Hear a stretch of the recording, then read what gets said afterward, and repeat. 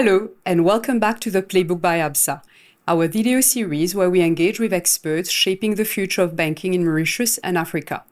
I'm Vanessa McKay, and today we'll be exploring a topic that is often seen as technical or rule-bound, but is in fact central to how modern banks build trust and long-term value: compliance. And joining me is Yoshinee Parasuraman, Head of Compliance and member of the Absa Mauritius Country Management Committee. Yoshinee, welcome. It's great to have you here. Thank you, Vanessa. I'm very excited that we're talking about compliance today. Traditionally, compliance has often been seen as the function that keeps things in check. Important, but also seen as holding back innovation. However, we've seen recently that compliance is increasingly being recognized as a strategic partner that helps drive businesses forward. Yoshinee, from your experience and perspective, how has the role of compliance evolved in recent years, and what's been driving this shift? I think, Vanessa, there has been a tremendous transformation in compliance. I like in your introduction how you say that compliance is about trust.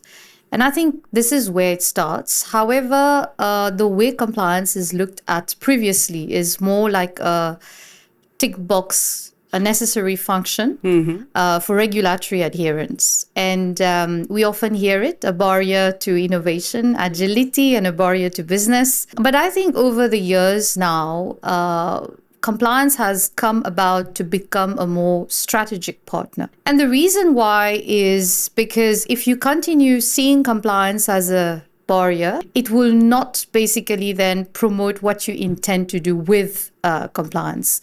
So in my view, when you look at the technological advancement that we have today, we look at how compliance can help in shaping the dynamic business environment that we have.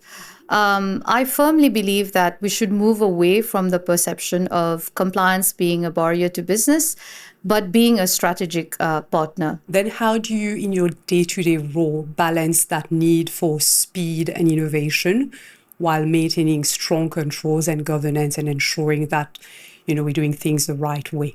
Obviously, at the back of every compliance officer's mind is the risk management part. Because our mandate is to protect the interests of the bank, of the stakeholders, of our customers, our employees, and everything. We start by that. What's the risk management part? So we also look at what is it in compliance that would be more customer focused? What is it in compliance that would bring innovation? And also what would lower the compliance costs? But all this with the foundation that we are looking at the risk and we're managing the risks. The mindset that I bring to the compliance team is when you're done with a piece of work, look at it and say, what was the value that I added here? So I think with that in mind, then myself and the team, we kind of look at it and say, what value did we bring? But to what is the outcome we're looking for? Were we customer focused? Were we looking at the risk? Were we bringing innovation to a certain product? So in overall, that's what we basically do. And do you think, Yoshinee, that the value that compliance brings to the business is well understood now across most organizations? For a long time, compliance has been associated with being the police officer, saying no. So it's interesting, even when we say yes, they still hear no. So it's a tricky one. I think there's a conservative way of saying that this is what compliance would do and would say no. And there's the other part where if we adopt a more collaborative approach, we can then see how compliance can bring more on the table. Right. So more value. Yes, more value. So I think as compliance officers, we should not stop when business is saying, but you said no and you're a barrier.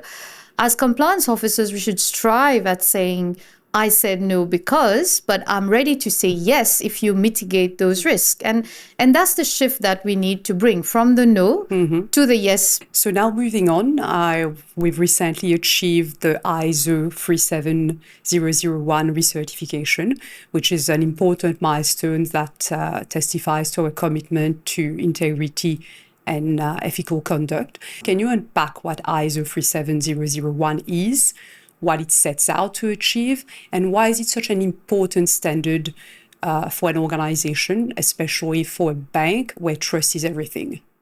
So, Vanessa, ISO 37001 is for anti-bribery and corruption management system, is basically an international standard.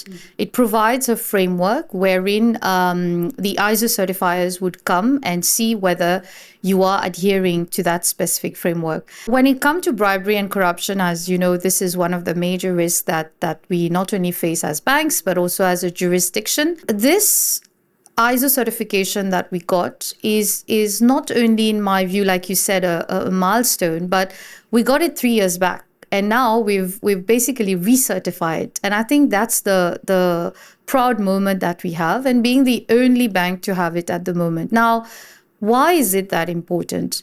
What it is saying is at Absa, we are walking the talk.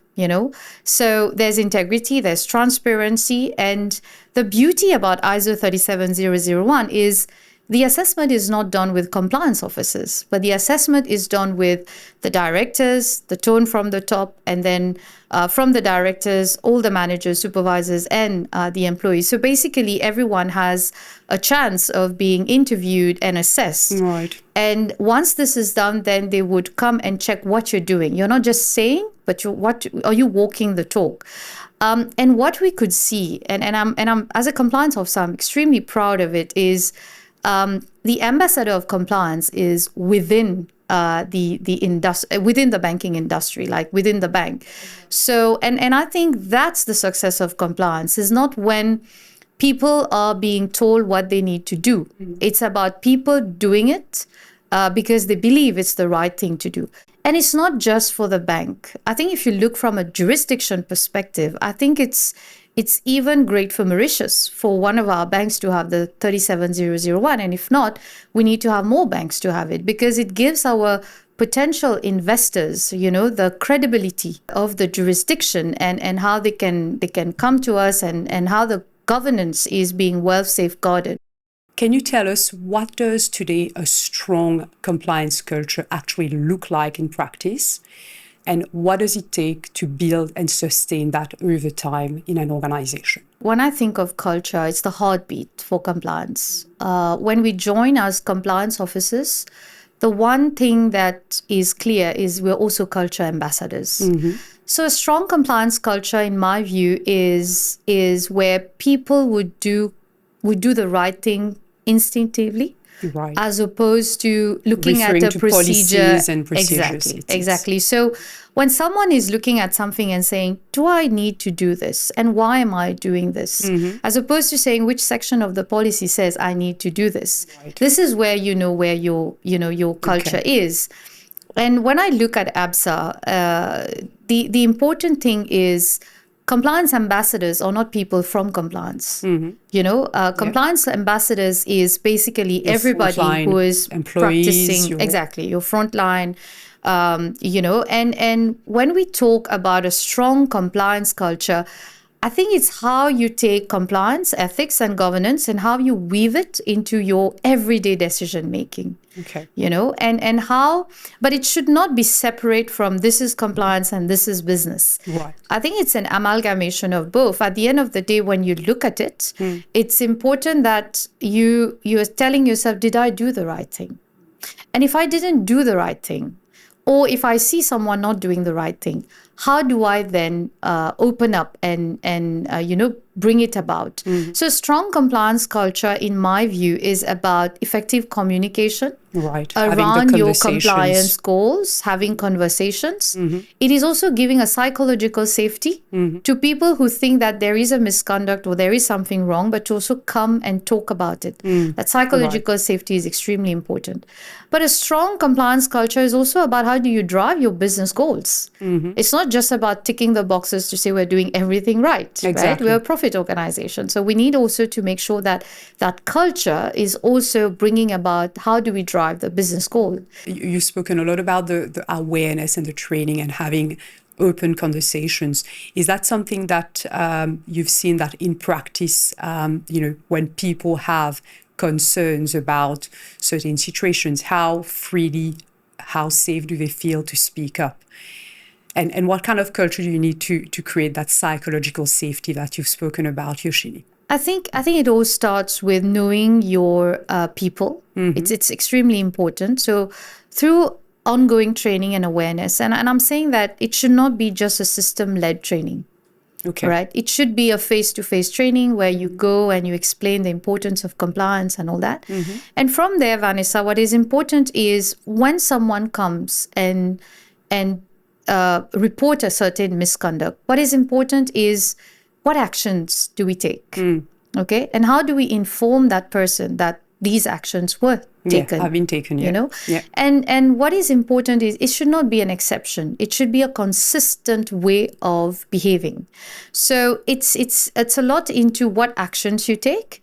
And once people start seeing that from the tone from the top, that there won't be tolerance for specific matters, for example, and then you take actions when people are reporting this misconduct. So it could be doing an investigation and highlighting what are the outcome of the investigation and all that. When people start seeing that, then over time they start building that psychological safety. And more importantly, you said it, it's about trust. Today, technology is transforming every aspect of banking, and compliance is no exception to that. So can you tell us how are tools like automation, data analytics, and AI helping to shape compliance, to not only work faster and be more efficient, but also become, smarter and more forward-looking? When you look at how you can use technology within the compliance area, first of all is having real-time monitoring of compliance risks. So you move from being firefighters to being proactive risk advisors. And to your point, automation. So if you look at Absa, for example, we've automated our transaction monitoring. We've got 2 robots which looks at false positive, which I think is great. What that then does is technology then, alongside the compliance officers, it gives you more time to focus on the right thing. So in my view, technology is greatly important. But the other thing as well is, if you can use behavior models, the beauty of it, Vanessa, is you go from a very technical checklist to a more personalized risk rating of a person, for example. And that then gives you... This is much less rigid in its applications. So then that then gives you the opportunity of using what you call the risk-based approach. So as opposed to saying this person is a high risk, with a behavior model, you can see why and whether really that person is a high risk.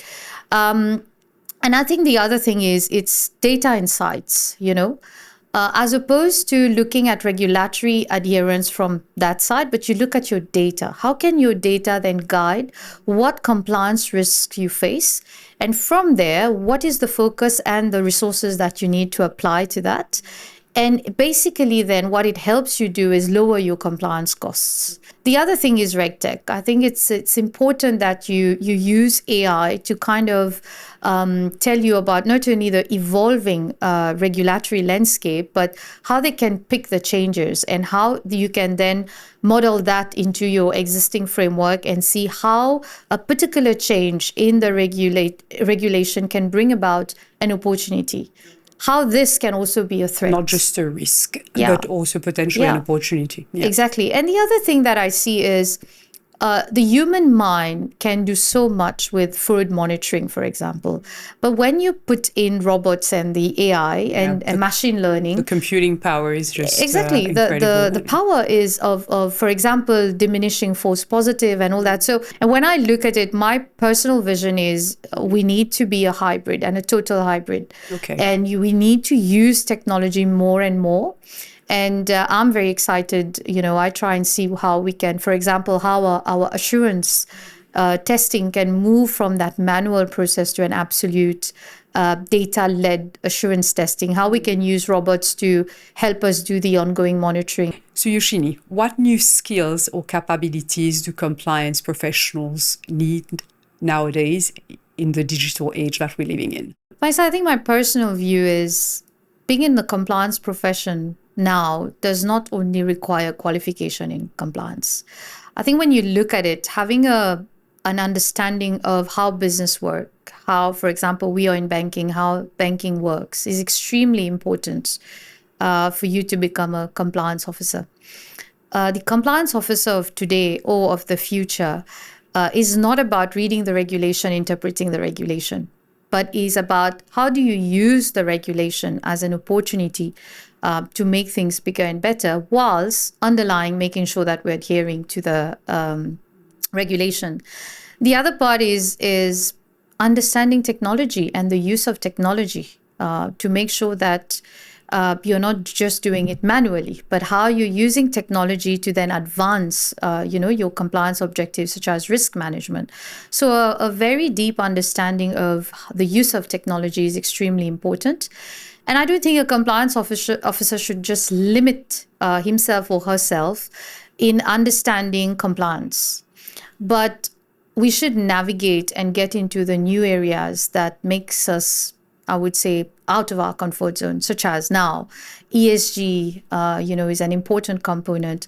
Understanding how, for example, global markets work is extremely important. Understanding how products are being designed is extremely important. So for me, it's basically understanding business is extremely important. And then how do you then make sure that you're able to adhere to the regulation whilst having that knowledge will then take you forward in compliance. Yoshinee, as we see the technology evolving, very fast, how are then, our governance, our, standards evolving along with it? I think that's a great question, Vanessa, and I think we have to be realistic about it. The technological advancement and the environment that we're operating, I would say there needs to be a blend, right? But are we going to be very technological advanced? I don't think so. We're still looking at how the regulations are, and we need still to adhere to the regulations. I think where we're seeing the difference is as the regulations will emerge into embedding and adopting more technological use, if I can say it this way, and solution, I think then it will give us, a step ahead to then change or put all our controls using the technological advances. But at this stage, there are a number of things that are still, I would say, manually driven as opposed to technologically driven. Mm-hmm. And I think there is a need for us to then, when we're crafting policies and all that, to then have that mindset of how can we best do it, but using technology. Because at the end of the day, what are we trying to do? We're trying to adhere to the regulation. We're trying to adhere to the policy. So if we start at that point, the outcome of it, I think, will then enable what you are saying. Thank you so much, Yoshinee. That was a very insightful and engaging conversation.